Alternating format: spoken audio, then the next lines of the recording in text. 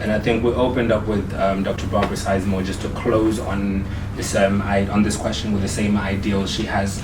She was just saying, you know, in terms of how we influence, she also says the same about distributing wealth, but in terms of how we influence, you know, you can influence more people as a collective. We can hit a much harder and a much bigger impact as a collective, you know, so that education that we're talking about is important. The next part I want to talk about, which is going to need us, you know, to dive in and do a little bit of research into, same as the guys out there, is what causes Africans to reject mental health. You know, not a lot of, we see a lot of black people, a lot of Africans don't really accept mental health as a thing. It's not something you can bring up. In the last podcast we brought up and we touched on it, and we touched really on the surface of it, but you know, just to come back to it, see if, you know, there's more that we can throw on top of that. To answer that, to start off with that, like, I think we reject mental health because in the first day we reject ourselves. Like, you know how much skin bleaching goes on in Africa as a whole. Like, self-hate is prevalent on a bigger scale, so if you understand that, of course you're not gonna look at mental health as an issue, you get me? Because you're at the point of self-hate to the point where you're wearing it, it's like something that you're always wearing that you never take off, you get me? So it's like it's an issue that's always there until you create the light to shine on it, you create the awareness on it. So it's like with the social conditioning and stuff like that with African parents, I think we even in the like Jamaican families and stuff like that, it's similar results. Like, as a guy, you gotta man up, you can't talk about these kind of issues. We talked about it in our last podcast, get me? So it's a lot to do with like cultural conditioning, traditions, all that kind of stuff. So these are kind of things that's passed down to us until we unlearn or learn new things to create a new reality, or breaking that curse, if you know what I'm saying. So I like that you use that word in actually. Yes. So it's like it's there until we create an awareness of what's there, you get me? In terms of the mental health. So everyone's got because we say mental health, well, mental health covers the positive and the negative in it, but more in terms of like the mental illness side in it. But also on the mental well-being side, it's basically happiness. Mental health can be as simple as happiness or being sad, you get me? So it's more like when you're in a oppressed situation, you're not looking at whether you're happy or not, you're just looking to make bread so that you can feed your family. I think that's the issue that we got to look at first of all, because a lot of it is like I said before, it's classism, it's poverty that we're dealing with first of all, that creates all of these issues around us in it. So if you can deal with the external things, like making sure that everyone's got enough money, like, so that we don't have to go out doing crime or doing illegal shit to get money, you get me? It's all of that, like, when you cover all of that, like the mental health aspects will deal with itself, you get me? And I think it's the approach as well, like with it being whether an African-centric cultured household or Caribbean or across the border with the different ethnicities that could be dealing with these type of mental issues, especially during COVID, guys. Like, it's going to be like sometimes 5 times worse for people because you're just confined in terms of environment or people that you can contact. But sometimes I think it's the approach, bro. Because think like how awkward it can be for like the first conversation for like sex with your parents or like your first partner or something. Like, you ain't trying to have those conversations.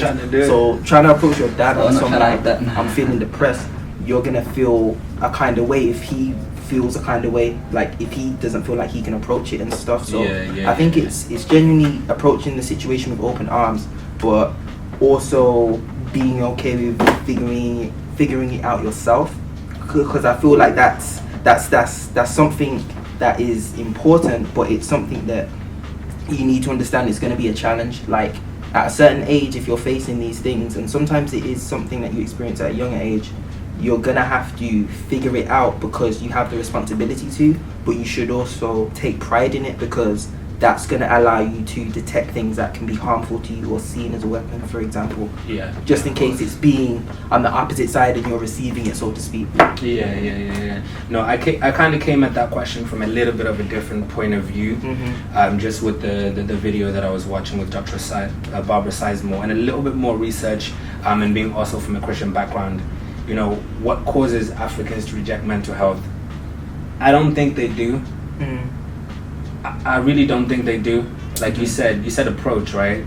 Approach could mean if you pitch something and then someone understands your business idea as something else that it's not, so they misunderstand it. Yeah. So maybe their misunderstanding when we bring up, I have a mental health issue. I have, for example, you might be bringing up depression, or you might be bringing up anything at all, really.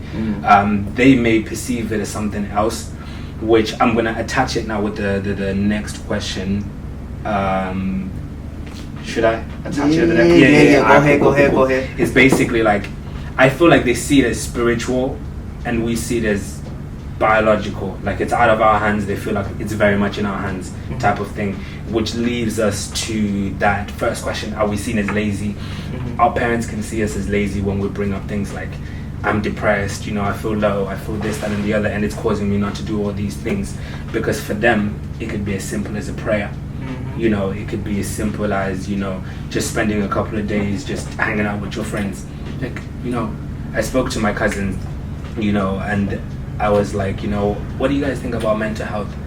And one of them said, mental health, I always feel like if you're depressed, go buy ice cream, or go eat a cake, or go watch a movie, do whatever makes you happy. And there are different levels to it. So is spirituality involved? Is there a spiritual affliction, or is there a biological affliction with mental health?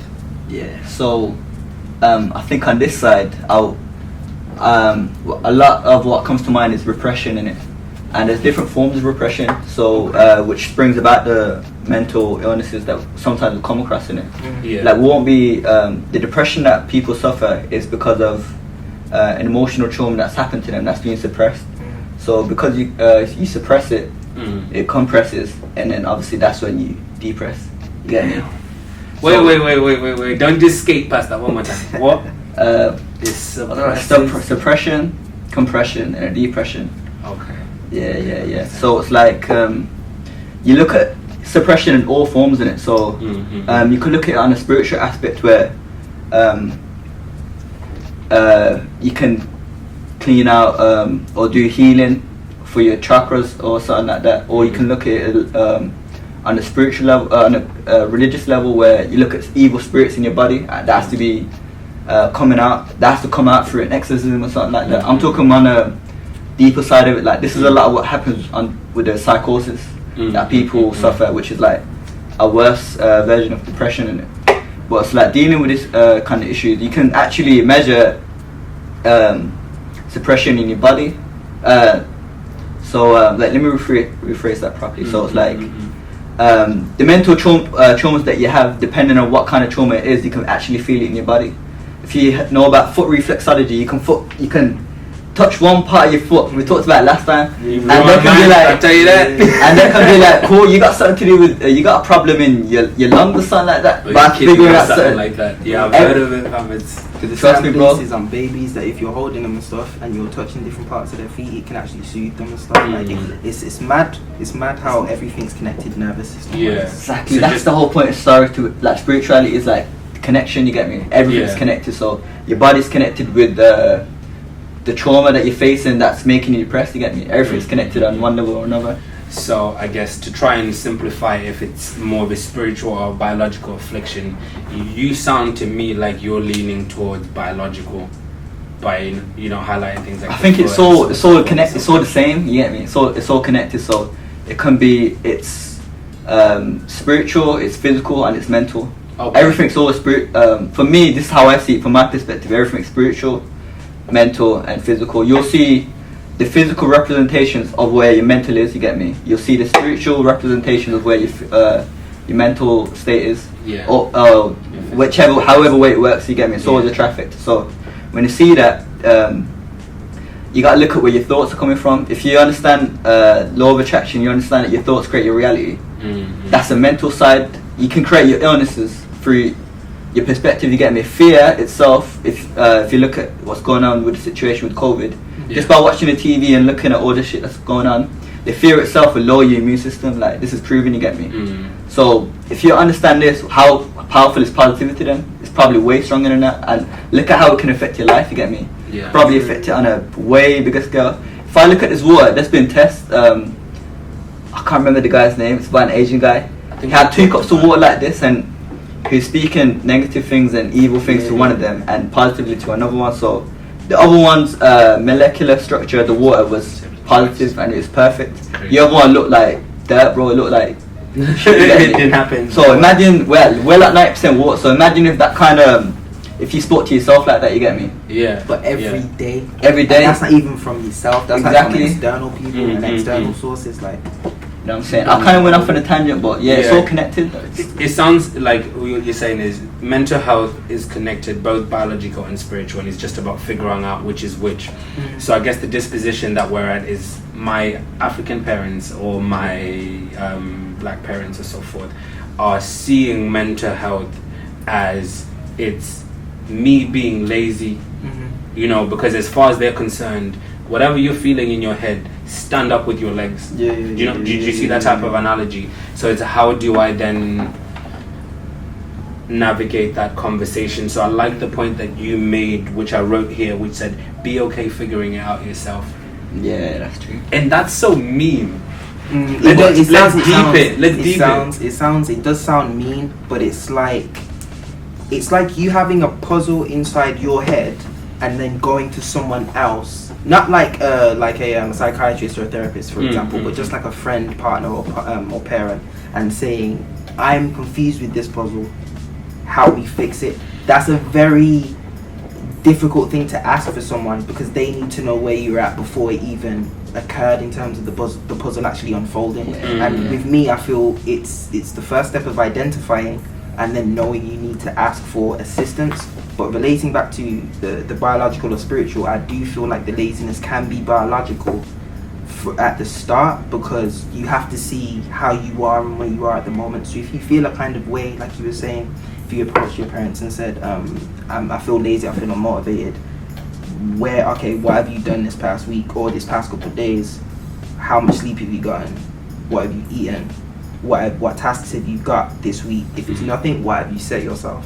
Then you can see how, if it's the amount of time you've got that you haven't been able to do anything or chosen to do anything, that can be just an increase of spare time that you haven't filled. Do you know what I mean? But then it could then link to spiritual. So then when you fix how your biological set is, so in terms of sleep, eating, and just attitude towards stuff, then how you feel inside spiritually could alter, and then you could have a different approach organically to what you have to face. Not necessarily challenges, but you know, like everyday tasks. See, I didn't want to stop you, but one thing I wanted to ask is, like, if you're saying that you'd go to obviously Pops and you're like, you know, I'm feeling lazy and I'm motivated, he's likely to then recommend a few things here, of course.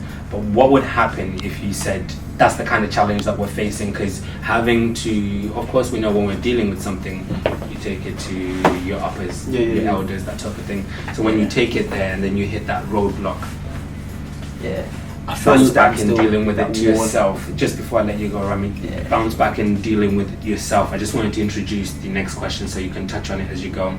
How does identity play a role into mental health?